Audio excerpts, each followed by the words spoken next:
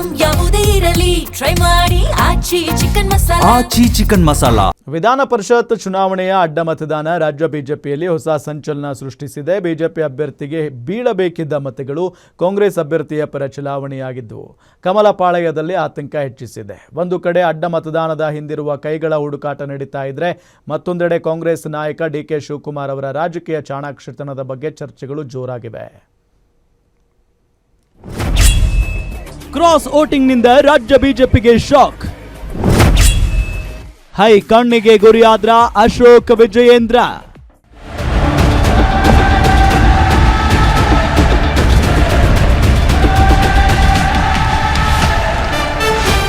ವಿಧಾನ ಪರಿಷತ್ ಚುನಾವಣೆಯಲ್ಲಿ ನಡೆದ ಅಡ್ಡ ಮತದಾನ ಈಗ ರಾಜ್ಯ ಬಿಜೆಪಿಯೊಳಗೆ ಭಾರೀ ಚರ್ಚೆಗೆ ಕಾರಣವಾಗಿದೆ.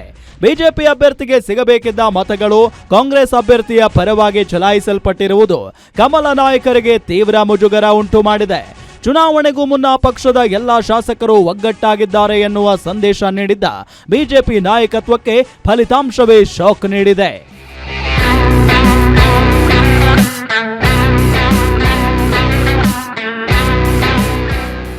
ದೇಶದ ಬೇರೆ ರಾಜ್ಯಗಳಲ್ಲಿ ಬಿಜೆಪಿ ಪರವಾಗಿ ಅಡ್ಡ ಮತದಾನ ನಡೆಯುತ್ತಿರುವ ಉದಾಹರಣೆಗಳು ಸಿಕ್ಕಿದ್ರೆ, ಕರ್ನಾಟಕದಲ್ಲಿ ಮಾತ್ರ ಪರಿಸ್ಥಿತಿ ಸಂಪೂರ್ಣ ತಲೆ ಕೆಳಗಾಗಿದೆ. ತಮ್ಮದೇ ಶಾಸಕರ ವಿಶ್ವಾಸ ಉಳಿಸಿಕೊಳ್ಳುವಲ್ಲಿ ನಾಯಕತ್ವ ವಿಫಲವಾಯ್ತಾ ಎಂಬ ಪ್ರಶ್ನೆಗಳು ಕೇಳಿ ಬರ್ತಿವೆ.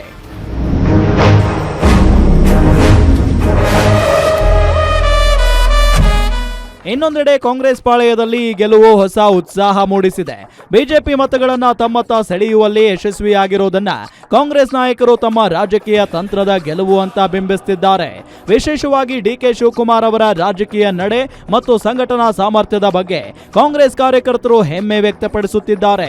ದೇಶದ ಹಲವು ಭಾಗಗಳಲ್ಲಿ ಬಿಜೆಪಿ ನಡೆಸುತ್ತಿರುವ ರಾಜಕೀಯ ಆಪರೇಷನ್ಗೆ ಪ್ರತಿಯಾಗಿ ಕರ್ನಾಟಕದಲ್ಲಿ ಕಾಂಗ್ರೆಸ್ ರಿವರ್ಸ್ ಆಪರೇಷನ್ ನಡೆಸಿದೆ ಎನ್ನುವ ವಿಶ್ಲೇಷಣೆಗಳು ರಾಜಕೀಯ ವಲಯದಲ್ಲಿ ಕೇಳಿ ಬರುತ್ತಿವೆ.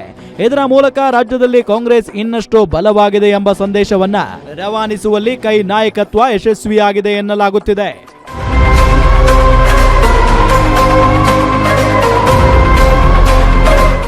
ಒಂದು ಕಡೆ ಡಿಕೆ ಶಿವಕುಮಾರ್ ಅವರನ್ನ ಕಾಂಗ್ರೆಸ್ ನಾಯಕರು ಹೊಸ ಚಾಣಕ್ಯ ಅಂತ ಹೊಗಳುತ್ತಿದ್ರೆ, ಮತ್ತೊಂದೆಡೆ ಬಿಜೆಪಿ ನಾಯಕರು ಅದನ್ನ ತಳ್ಳಿ ಹಾಕ್ತಿದ್ದಾರೆ. ಆದ್ರೆ ಅಡ್ಡ ಮತದಾನದ ಹಿಂದೆ ಯಾರಿದ್ರು, ಬಿಜೆಪಿಯೊಳಗೆ ಯಾರಾದರೂ ಕತ್ತು ಕೊಯ್ದರಾ ಅಥವಾ ಕಾಂಗ್ರೆಸ್ ತಂತ್ರವೇ ಯಶಸ್ವಿ ಆಯ್ತಾ ಎಂಬ ಪ್ರಶ್ನೆಗಳಿಗೆ ಇನ್ನೂ ಸ್ಪಷ್ಟ ಉತ್ತರ ಸಿಕ್ಕಿಲ್ಲ. ಈ ಬೆಳವಣಿಗೆಗಳ ನಡುವೆ ರಾಜ್ಯ ನಾಯಕತ್ವದಿಂದ ಹೈಕಮಾಂಡ್ ವರದಿ ಕೇಳುವ ಸಾಧ್ಯತೆಗಳ ಬಗ್ಗೆಯೂ ರಾಜಕೀಯ ವಲಯದಲ್ಲಿ ಚರ್ಚೆಗಳು ನಡೀತಾ ಇವೆ. ಅಯ್ಯೋ ಬಿಡ್ರಿ, ಭಾಳ ಜನ ಚಾಣಕ್ಯರನ್ನ ರಾಜ್ಯದ ಜನ ನೋಡಿದ್ದಾರೆ, ನಾವು ಕೂಡ ನೋಡಿದ್ದೀವಿ. ಓಡೋ ಟೈಮಲ್ಲಿ ಓಡ್ತದೆ, ಬೀಳೋ ಟೈಮಲ್ಲಿ ಮುಗುರಿಸಿ ಬೀಳ್ತಾರೆ. ಇದ್ರ ಎದುರಿಸ್ತಕ್ಕಂಥ ಶಕ್ತಿ ನಮಗಿದೆ, ಏನು ಹೆದರ್ಕೊಂಡು ಓಡೋಗ್ತಕ್ಕಂಥ ಪ್ರಶ್ನೆನೇ ಇಲ್ಲ. ಭಾರತೀಯ ಜನತಾ ಪಾರ್ಟಿ ನಮ್ಮ ಸಂಘಟನೆ ಇದೆ, ನಮ್ಮ ಸಂಘಟನೆ ಕಾರ್ಯಕರ್ತರ ಶಕ್ತಿ ಇದೆ.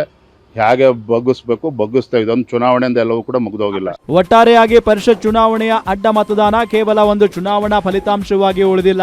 ಅದು ರಾಜ್ಯ ಬಿಜೆಪಿಯೊಳಗಿನ ಅಸಮಾಧಾನ, ನಾಯಕತ್ವದ ಸವಾಲು ಮತ್ತು ಕಾಂಗ್ರೆಸ್ನ ರಾಜಕೀಯ ಚಾಣಾಕ್ಷತನದ ಚರ್ಚೆಗೆ ವೇದಿಕೆ ಕಲ್ಪಿಸಿದೆ.